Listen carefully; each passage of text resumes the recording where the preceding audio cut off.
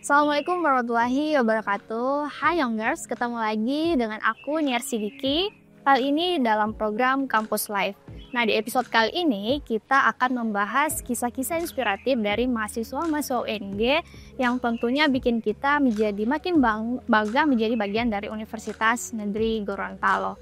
Nah, membahas soal mahasiswa berprestasi dengan cerita yang inspiratif, kita bakalan hadir dua narasumber, yaitu dari Fakultas Sastra dan Budaya di jurusan Pendidikan Bahasa Inggris ada Said Fadil Agung Dai yang biasa dipanggil atau kita sapa dengan Agung, dan satu narasumbernya yaitu Renard Ejra dari D3 Pariwisata Program Vokasi Universitas Negeri Gorontalo. Tentunya ini menjadi sebuah semangat bagi kita untuk mendengarkan kisah-kisah inspiratif dari mahasiswa UNG ini.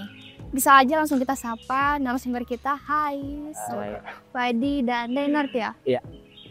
Kalau Said Fadil Agung Dai ini biasa dipanggil Fadi atau Agung? Tergantung sih siapa yang manggil. Biasanya kalau teman-teman deket manggilnya Agung. Kalau dosen ada yang manggil Fadil, terus dosen sebagian ada yang manggil Said. Jadi kadang kurang menentu gitu, Kak. Nyawanya dipanggil Agung. Agung saya, yang paling umum.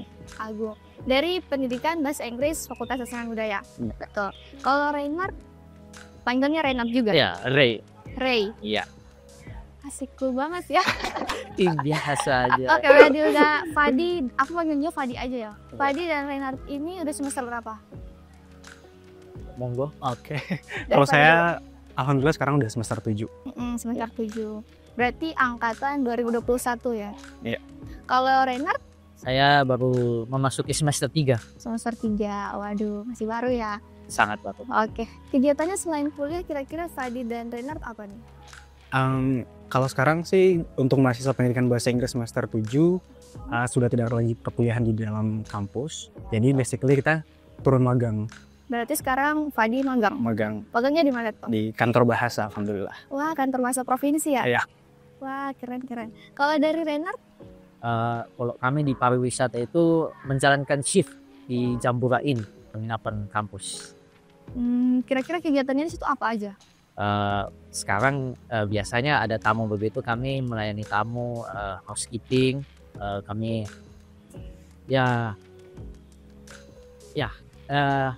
kamar-kamar itu kami setiap hari itu making bed gitu, make room. Di situ ya mungkin kalau breakfast itu kami layani tamunya. Dan sekarang ada tamu juga. Renard juga di situ sekarang? Iya, saya membantu dalam front office kami.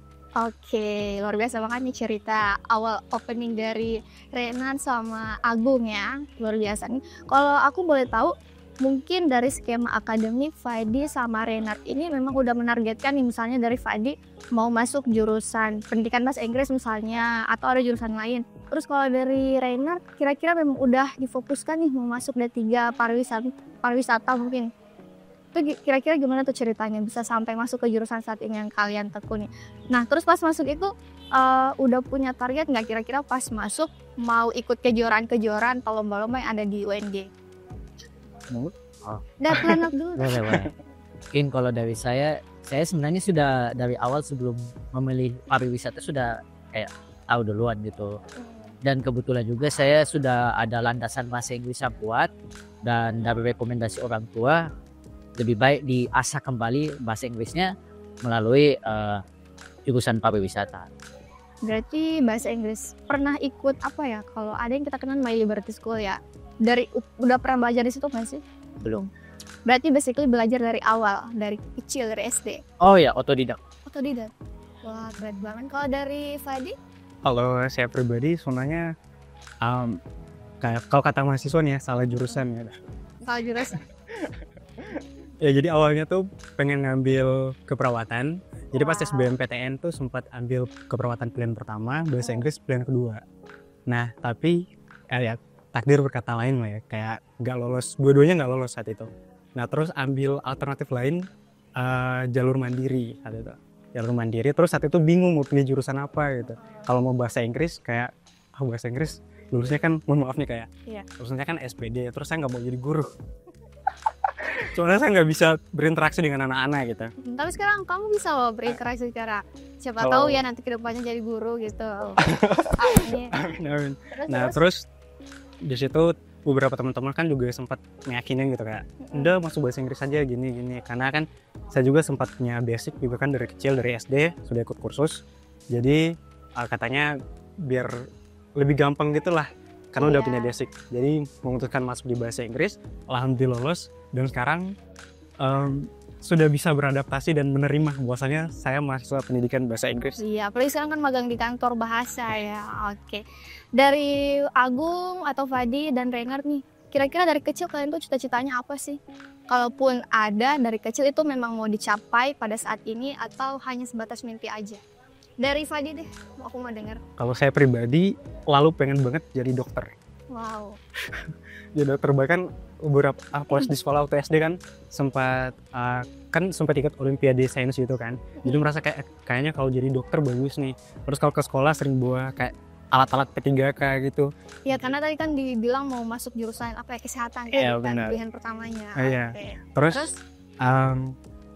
pas besar kayak udah mulai sadar ternyata kalau masuk kedokteran biayanya itu kayak nggak sedikit gitu kan, bisa Betul. capai beberapa puluhan juta kan. Iya. Jadi memutuskan untuk coba deh cari jurusan lain atau cari mimpi lain yang mungkin bisa digapai gitu. Ya mungkin apa ya, kedokteran mungkin jadi dokter bukan berarti nggak bisa digapai ya, tapi kayak agak sulit gitu. Iya, Jadi betul. memutuskan untuk yang pasti-pasti aja. Bagus luar biasa. Kalau dari Renard, kira-kira cita-citanya apa nih? Apalagi punya basic kemampuan bahasa asing ya, bahasa Inggris. Jadi awal-awalnya sih kalau cita-cita gitu, awalnya saya udah kayak tertarik gitu traveling, jadi kayak udah mengarah ke tour guide gitu. Dan karena juga dari kecil sudah mulai ada landasan bahasa Inggrisnya, jadi lama-kelamaan kok mulai enak ya, mulai suka ini. Belum ada gambaran pariwisata, tapi hanya sebatas traveling itu sudah kayak kepancing saya di situ, sehingga kayak lama-kelamaan oh ternyata ada ya yang memang bidang yang kefokus di traveling. Iya, pariwisata. Berarti dari kecil Renard ini udah pernah jalan-jalan gitu kemana aja sampai tertarik lah gitu. Ya jalan-jalan mungkin sebatas Indonesia saja, belum sampai di luar begitu, tapi kayak dari situ saya sudah kayak ternyata apa ya, banyak Iya, pengalaman kita yang bisa explore ya. didapat tuh. Betul. Menarik banget ya cerita dari Renard sama Fadi ini ya, terutama dari cita-cita mereka, awal mereka masuk, skema akademik yang mereka harapkan. Nah, kalau dari Fadi dan Renard ini, menurut kalian ini tipe orang yang ambis atau gimana sih? Gitu. Kalaupun ambis itu memang dari kecil apa gimana? Aku mau dengar dari Renard dulu. Mungkin ambisius itu saya tipe slow, tipenya yang kalau ada kesempatan, opportunity ya saya ambil. Tapi jika saya yang mencari begitu mungkin lebih pasif. Lebih pasif. Kalau dari Fadi, Kalau dari saya sendiri mungkin kurang lebih sama ya, kayak saya bukan tipikal orang yang kayak cari-cari kayak ini ada gini, tapi kalau misalnya ditawarkan ada kesempatan udah diambil. Iya. Nah kalau sekali saya udah ambil kesempatan itu, saya bakal berkomitmen gitu, lakukan yang terbaik lah gitu. ngambil kesempatan yang ada ya, karena kesempatan itu kan tidak datang 2 kali juga. Bener. Gitu. Oke, kalau kalian nih kira-kira kedepannya ada nggak sih hal lagi yang ingin dicapai gitu? Apalagi kan kalau dari Renard nih punya basic bahasa asing, kemudian D3 pariwisata, mungkin kedepannya kita belum tahu ya kedepannya bakal jadi apa gitu. Kalau dari Fadi juga sekarang menggeluti di pendidikan bahasa Inggris nih, kedepannya mau jadi guru, entah jadi apa, sekarang magang di kantor bahasa ya. Kalian kira-kira kedepannya mau gimana tuh? Mau kayak gimana? Rencananya? Dari saya ya. Iya, dari kamu dulu. Mungkin ya di industri perhotelan itu jabatan tertinggi itu general manager, dan saya kalau mau jujur-jujuran saya ingin sekali memasuki kayak memang benar-benar menduduki jabatan tertinggi di sebuah hotel. Iya. Jadi, cukup ambisius sih sebenarnya. Jadi Oke, ingin punya apa ya, jabatannya gitu. Jabatannya kira-kira. tinggi. Ya. Dengan basic bahasa asing, waduh, itu luar biasa banget sih menurut aku. Kalau dari kamu, Fadi? Kalau dari saya, kalau untuk bidang NTQ ya, target saya ke depannya itu pengen banget jadi kayak juara 1 nasional gitu. Nih, Jadi amin. bakal berusaha semaksimal mungkin biar bisa jadi juara 1 nasional. Ya meskipun halangan dan rintangan pasti ada karena kompetitor dari daerah-daerah lain kan juga banyak. Jadi mungkin Itu kalau untuk MTQ. Terus kalau untuk pekerjaan ya ke depannya, karena meskipun saya basicnya bakal jadi guru, tapi saya nggak mau jadi guru sebenarnya. Terus mau jadi apa? Nah kebetulan di pendidikan bahasa Inggris ada beberapa pilihan gitu. Iya, Tapi pilihan utama memang guru. Nah di samping itu kita bisa jadi penerjemah penerjemah lisan dan kantor bahasa tulisan. kan ada itu ya, programnya kantor bahasa Benar. Nah juga saya ingin jadi penerjemah, entah itu tulisan atau tulisan. Karena kebetulan di semester sebelumnya fokus yang saya ambil itu translating and interpreting. Kayak gitu. Wah, kalian ini hampir-hampir mirip ya. Kalau Agung nih menguasai bahasa asing, bahasa Inggris, kamu juga pendidikan bahasa Inggris. Jadi sama-sama keren dua-duanya ya. Semoga cita-cita yang kalian harapkan tercapai gitu, amin. Oke, ngomong-ngomong soal cerita yang mereka bahas tadi nih, kalau dari Fadi terbilang unik ya, mulai dari prestasinya di bidang kaligrafi ya, kemudian melantunkan ayat suci Al-Quran juga dengan penuh penghayatan, bagian dari Duta Budaya FSB juga, runner up Duta Anti Narkoba juga gitu ya. Kemudian kalau dari Reinhard juga salah satu finalis Pilmapres, insya Allah amin akan mewakili UNG ke tingkat nasional. Terus kamu juga seorang debaters gitu. Apalagi ya, pernah aktif di kegiatan live cooking HMJ pariwisata gitu. Itu hanya kayak lingkup kampus sih. Kami berjualan mengenalkan menu-menu spesial dari jurusan pariwisata. Oh gitu. Tapi kamu sekarang mengasah kemampuan kamu di apa ya, di smart art and visual designer gitu. Oh, itu mungkin sebagai hobi aja. Oh, hobi. Tapi hobinya luar Graphic biasa design. nih. Oke, ya aku mau tanya-tanya sama sama Fadi dan Reinhard. Kalau berbicara mengenai mahasiswa berprestasi itu kan banyak orang yang bilang kalau jadi mahasiswa yang aktif itu terbilang kaku, kemudian ada tuntutan akademik. Pokoknya belajar terus lah. Tapi kalian ini membuktikan bahwa menjadi mahasiswa itu bukan hanya aktif di ruang kelas juga ya, tapi aktif juga di luar, berprestasi di luar, berkreativitas gitu. Nah, aku punya pertanyaan nih buat kalian karena sama-sama akan mewakili ke tingkat nasional. Dari Fadi mewakili UNG ke cabang MTQ, cabang kaligrafi, dan Reinhard di Pilmapres LA Dikti. Kira-kira sejauh ini sudah sampai mana persiapannya? Oh, kalau dari Dari Reinhard dulu. siapanya saya sementara lebih mempermantap bahan produknya saya. Itu kami membawa aplikasi pelaporan lingkungan begitu, sehingga karena saya ini sebenarnya nggak ada background di perangkat lunak begitu, jadi saya sementara bekerja sama dengan beberapa teman di program vokasi yang memang memiliki background teknis seperti kayak perangkat lunak dan Alfred yang begitu, sehingga kayak sekarang kami tinggal mempermantap bahan yang harus dibawa kembali di ajang nasional. Jadi itu persiapan yang akan diminta nanti pada saat seleksi di tingkat nasional. Gitu. Selain itu ada lagi nggak sih? Di sampingan saya sementara mempermantap lagi English speech-nya. Iya. Karena sempat Kalau Pilmapres itu wajib banget ya penggunaan bahasa asing. iya itu Wajib. penilaian. Kalau dari kamu Fadi, persiapannya untuk ke nasional udah sampai tahap mana? Sekarang sih baru kayak cari-cari referensi karya-karya sebelumnya yang mungkin sudah pernah lolos sampai nasional juga. Cari-cari ide, cari-cari inspirasi. Oh nanti bakal dibuat kayak gini. Terus akhir-akhir ini juga sudah coba-coba bikin sebelum ada coaching dari kampus. Saya mulai melakukan kayak coaching mandiri gitu. Jadi di kamar kosan gambar-gambar, coret-coret. Tapi kamu punya alat-alatnya nggak sih? Alhamdulillah ada. Lengkap ya. Lengkap. Oke, dari kalian berdua bisa nggak sih diceritain pengalaman kalian mulai dari awal kalian mendaftar kegiatan kalian ini yang sehingganya akan mewakili ke tingkat nasional mulai dari awal hingga akhirnya lolos ke tingkat nasional. Kira-kira bisa diceritain sampai kalian tuh nggak nyangka akhirnya aku yang akan mewakili ke tingkat nasional gitu. Aku nih yang bisa gitu. Dari Fadi dulu deh, dari Agung. Kalau saya kemarin kebetulan dapat info dari teman. Kan kebetulan LDF Fakultas di Sastra Budaya kayak ngeluarin flyer gitu kan. Nah terus temen tiba-tiba nge-tag gitu di kolom komen kayak ini kebetulan pendaftaran udah dibuka kayak beneran.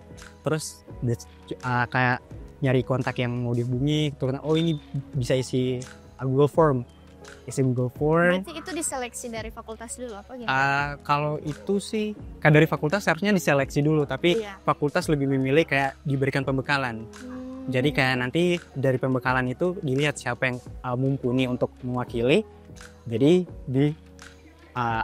maksudnya dikasih akses ke tingkat kampus. Gitu. Berarti ada seleksi lagi tingkat univ gitu.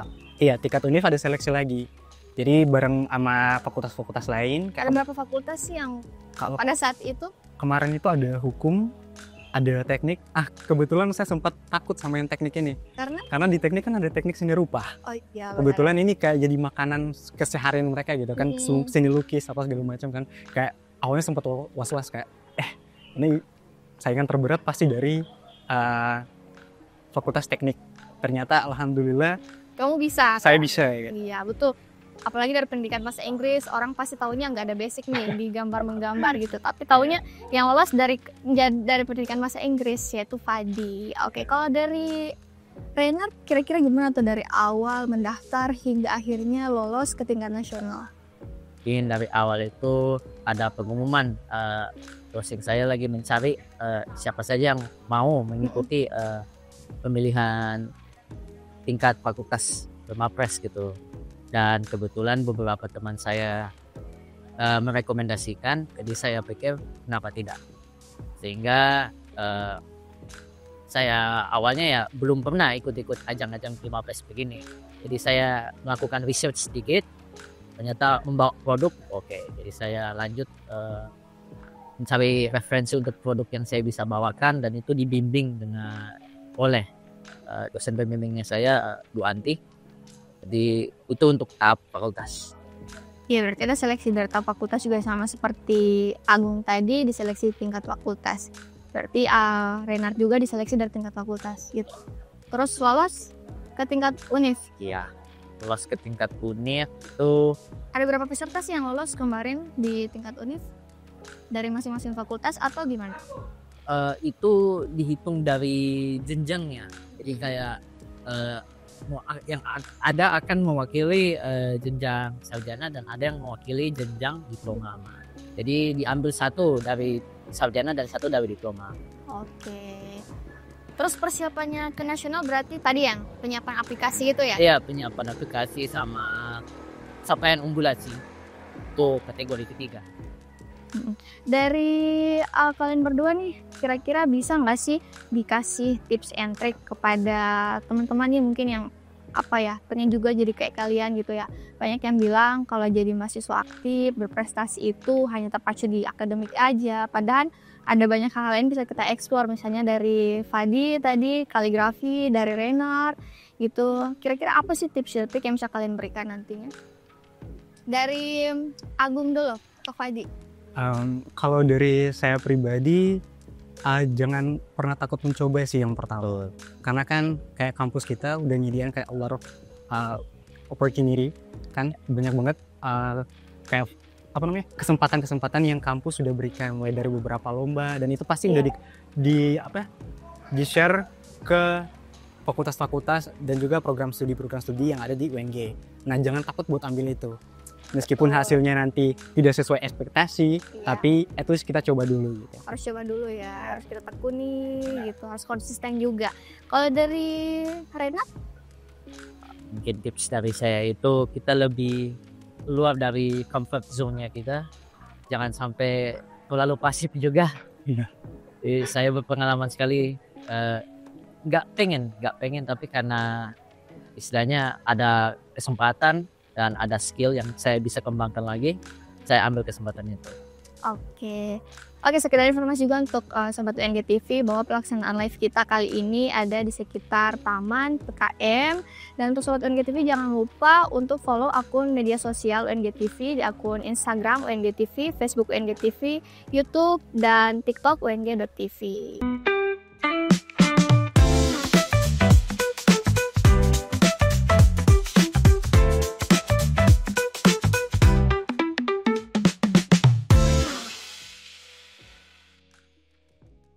Oke, kembali lagi ke narasumber kita yang sangat keren dengan luar biasa dengan cerita yang menarik dan inspiratif. Aku punya pertanyaan pribadi nih untuk masing-masing kalian. Misalnya dari si Reinhard dulu. Reinhard ini kan selain akan mewakili UNG ke tingkat nasional, Filmapres, kamu juga seorang debaters kan. Banyak orang yang bilang menjadi seorang debaters itu saling adu argumen, saling panas gitu ya kalau misalnya sedang pelaksanaan debat. Kira-kira dari Reinhard sendiri bisa membuktikan nggak sih kalau ikut debat itu menjadi seorang debaters atau guest speaker itu bukan hanya saling adu argumen, tapi bagaimana cara kita menyampaikan kritik dan saran yang baik dan benar. Kira-kira dari Reinhard gimana? Mungkin yang taktik yang saya dapat kemarin itu kami menggunakan sistem AREL. Jadi articulate, istilahnya assertion.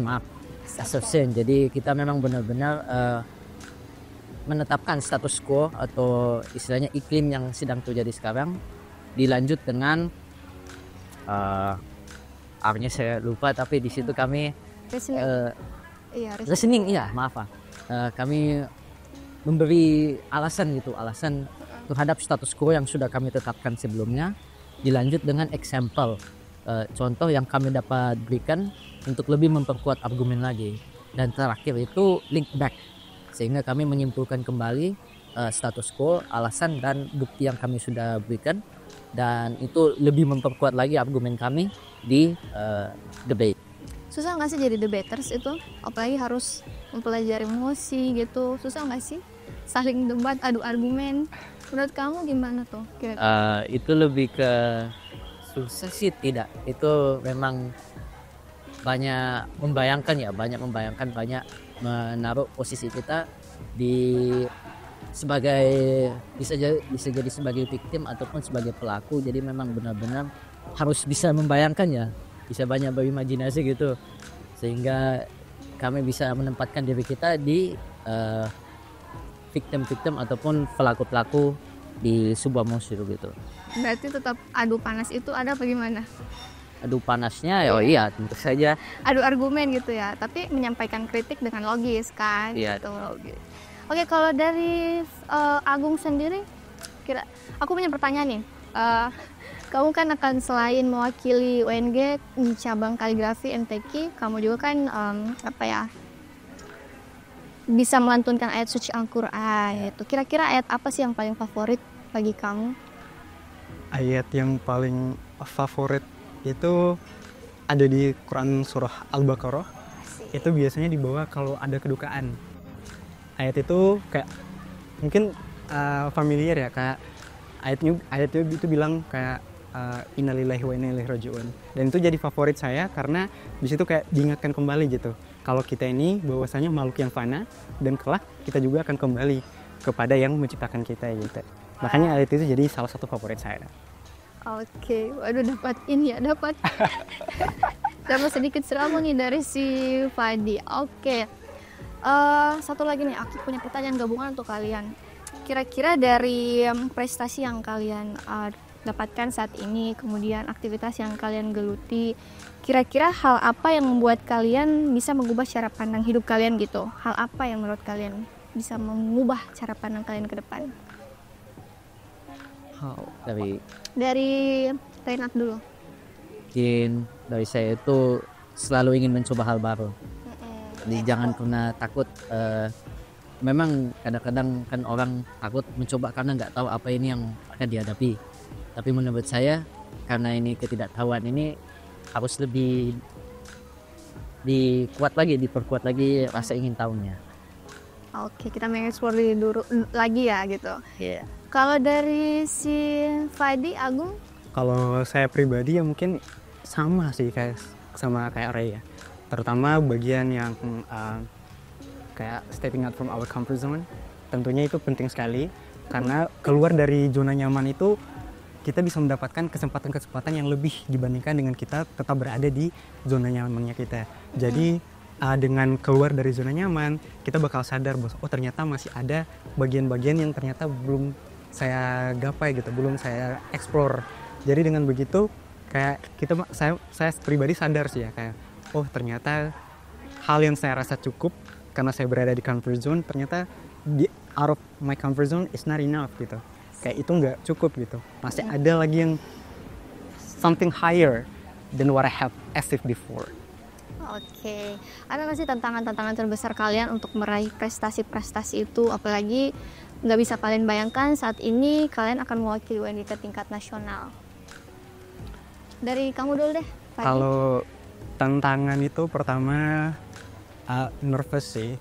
Meskipun lombanya itu kayak berlangsung selama 8 jam nonstop, tapi kayak nervous itu pasti ada. Apalagi kalau misalnya melihat kompetitor peserta-peserta lain yang karyanya mungkin kayak lebih bagus dari kita, kayak aduh jadi insecure lebih dulu kan. Mungkin tantangan yang pertama itu. Tantangan yang kedua yaitu ketersediaan alat dan bahannya, karena kan melukis otomatis kita butuh cat air, akrilik, kuas dan segala macam, dan sometimes I'm running out of those kind of thing.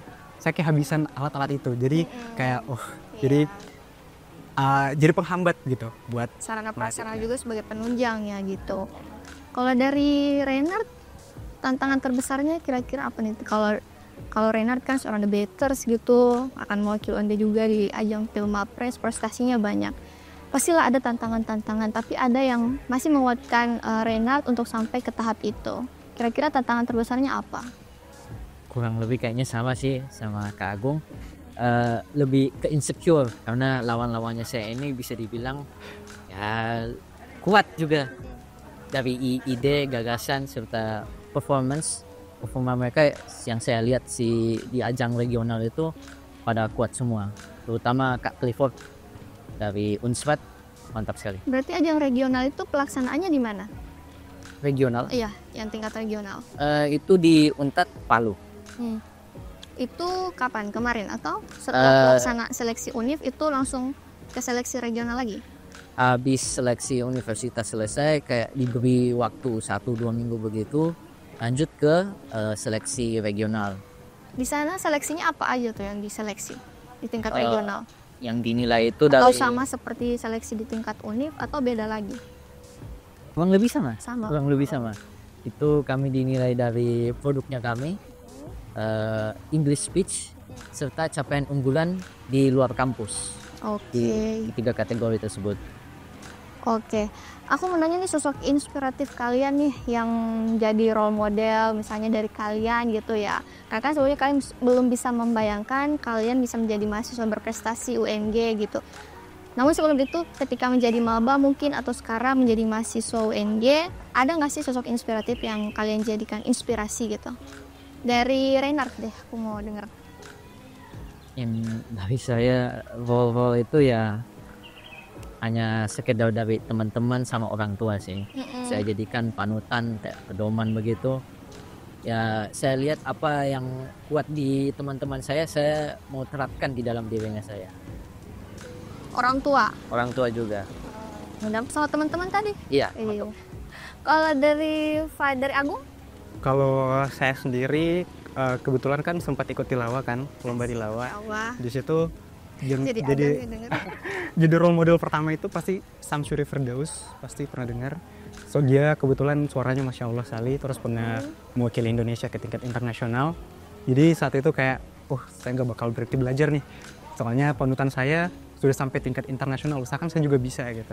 Nah, selain dari tilawah, kalau untuk kehidupan sehari-hari jadi role model saya sama kayak Ray, pasti orang tua dan juga teman-teman sekitar. Kan tidak bisa dipungkiri teman-teman di sekitar itu ada yang kayak skillnya itu di atas kita kan, jadi kayak termotivasi sendiri, harus banyak belajar nih dari dia gitu kan, biar bisa kayak teman-teman orang tua bisa menjadi pemberi motivasi semangat untuk kita gitu ya di saat-saat tertentu.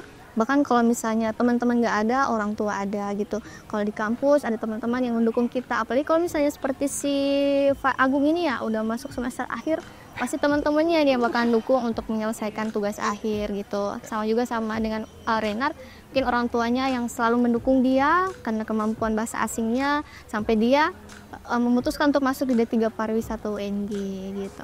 Oke, dari si Reynard sendiri kan kemarin UNJ ini sempat menjadi tuan rumah ajang Filmapres ya di tahun 2023.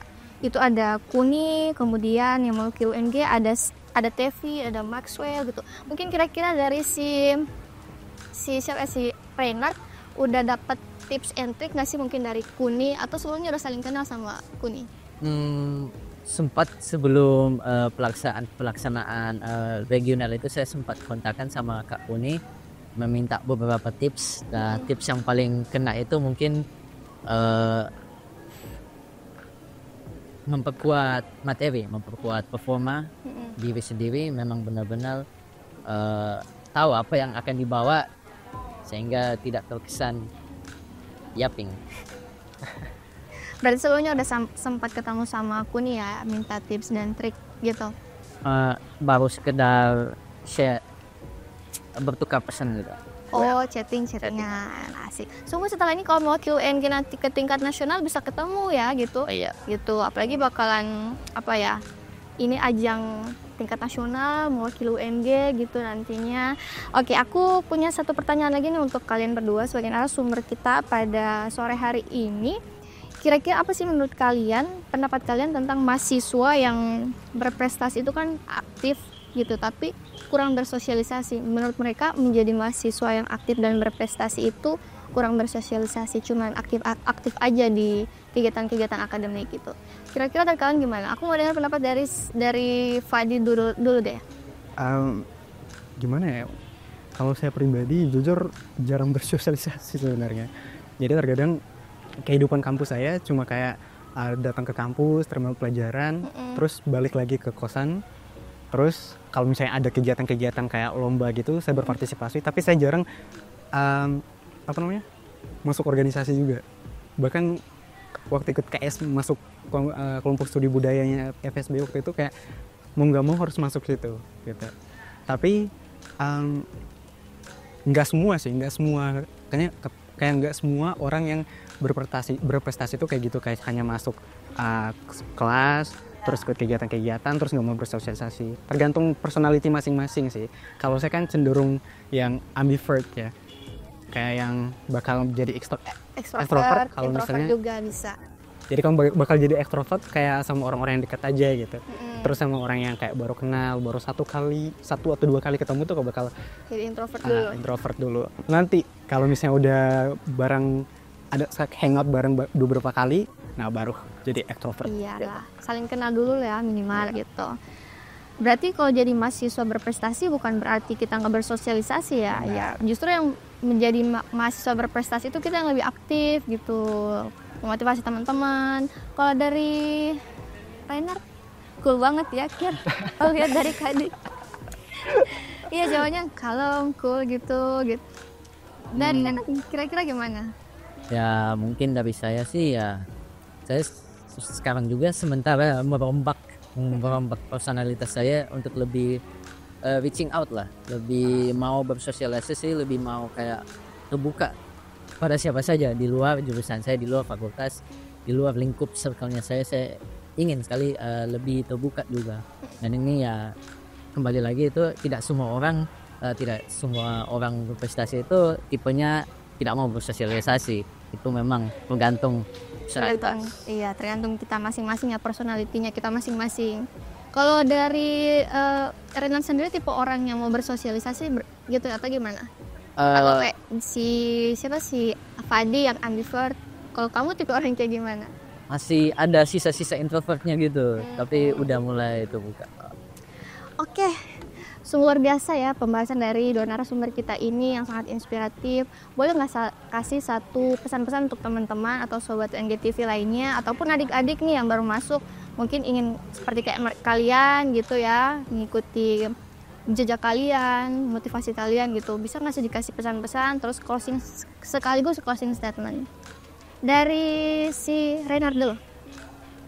Mungkin beberapa pesan yang saya bisa berikan itu try new things, jangan takut untuk mencoba hal-hal baru, walaupun istilahnya mungkin masih semester 2, 1 gitu. Menurut saya itu bahkan waktu yang tepat untuk mengulik sebanyak-banyak kesempatan atau oportunitas yang bisa atau tersedia gitu. Jadi jangan pernah takut untuk mencoba. Kalau dari Agung? Kalau dari saya kurang lebih sama ya sebenarnya, kayak jangan pernah takut untuk mencoba setiap kesempatan yang sudah disediakan oleh kampus, walaupun hasilnya mungkin tidak sesuai ekspektasi kita, coba aja dulu. Soal hasilnya itu belakangan. Yang penting kita udah melakukan yang terbaik dan juga kita percaya bahwasannya kedepannya kita bisa memperbaiki dari hal-hal mungkin yang belum bisa kita gapai sebelumnya. Jadi itu. Jadi kita harus mengeksplor diri, Mengeksplor diri. jangan pernah takut untuk melangkah gitu. Oke, itulah pesan-pesan dan closing statement dari dua narasumber kita yang luar biasa pada sore hari ini, yaitu ada Said Fadil Agung Dai dari jurusan Pendidikan Bahasa Inggris Fakultas Sastra dan Budaya, dan ada Renard Ezra dari D3 Pariwisata Program Vokasi UNG yang sangat luar biasa dengan kisah-kisah inspiratif mereka yang membuktikan kepada kita mahasiswa UNG bahwa menjadi mahasiswa berprestasi itu bukan hanya aktif di dalam kelas, tapi bagaimana cara kita agar dapat mengeksplor diri kita ke depan gitu, tekuni apa yang kita mimpikan gitu, konsisten untuk utamanya. Semoga ini bisa menjadi pelajaran dan memotivasi kita ke depannya untuk semua mahasiswa UNG. Namun sebelum aku tutup, aku punya satu pantun nih buat kalian berdua. Jalan ke Suwawa beli jagung pulut. Cakep. Rasanya manis bikin teringat. Cakep. Fadi dan Renard luar biasa hebat. Langkah kalian pasti gemilang di setiap tempat. Amin. Oke, aku Niar Sidiki mewakili kru NGTV yang bertugas pada hari ini. Ucapan terima kasih dan sampai jumpa di episode selanjutnya di program Kampus Live, and see you on the next live. Assalamualaikum warahmatullahi wabarakatuh. Bye bye.